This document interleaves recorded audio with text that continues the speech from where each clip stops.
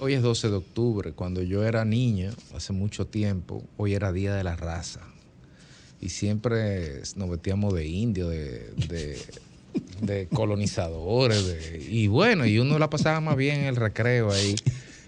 Pero resulta que la corrección política o la reedición de la historia o llevar la historia a los términos reales en que tiene que ser escrita, quién sabe, ha hecho que ya no sea Día de la Raza, que sea Día de la Hispanidad, día de encuentro de culturas, día de encuentro de dos mundos.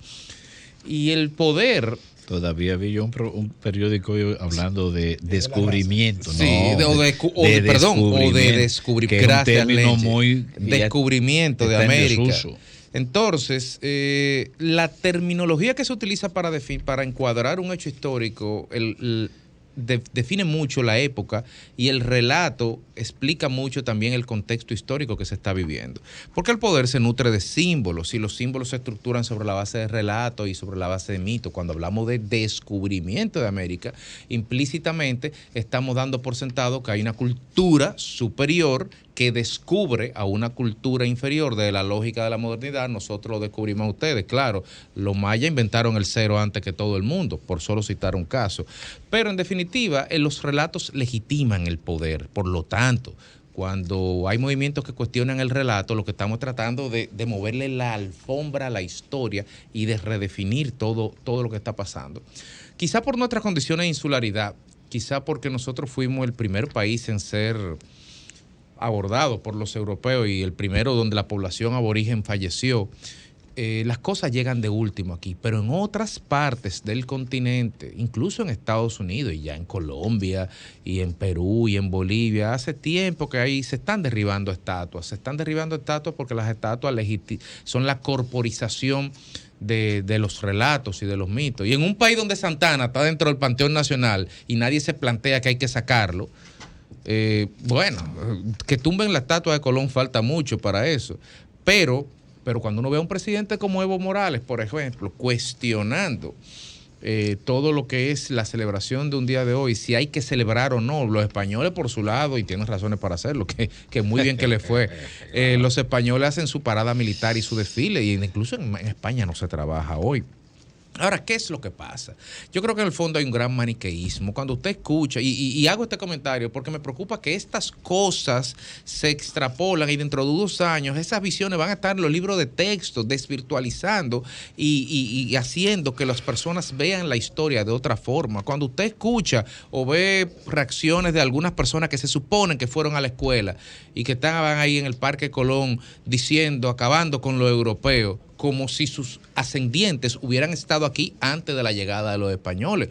Porque acabar con el imperialismo español le luce a los bolivianos, le luce a los mexicanos, le luce a los guatemaltecos y le luce donde quiera que hay poblaciones aborígenes que fueron sistemáticamente exterminadas y explotadas. Pero en países como estos, donde no hay ni rastro de la cultura aborigen, que nadie puede legitimarse como heredero de... Señores, los abuelos de nosotros llegaron en esos barcos, no nos equivoquemos.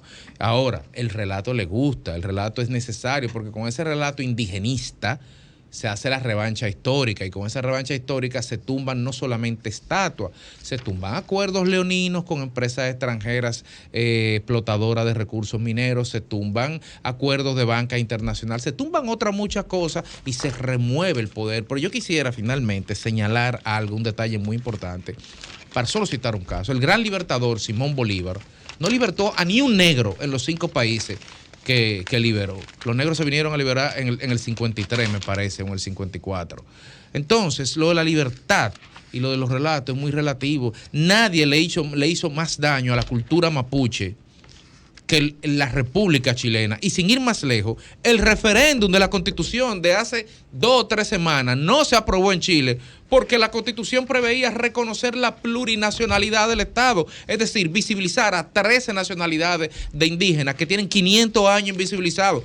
Se independizaron hace 200 años. Entonces, ¿quiénes realmente son los que han tenido una campaña sistemática de ocultar la historia y sobre todo de despojar y de golpear a las poblaciones originarias en los momentos en que ya estamos en un estadio de desarrollo de los derechos humanos que no admite ningún cuestionamiento? Nosotros, nuestras repúblicas, nosotros los garantes de la libertad. Pensemos en torno a eso, reflexionemos en torno a eso, porque esta discusión, por trivial e intrascendente que parezca hoy, la vamos a tener en los libros de texto dentro de unos pocos años, sin lugar a dudas. Sol 106.5, con la mayor variedad de contenido, información, entretenimiento e interacción en una sola estación. Cobertura total, disponible para ti en la radio y en las plataformas digitales.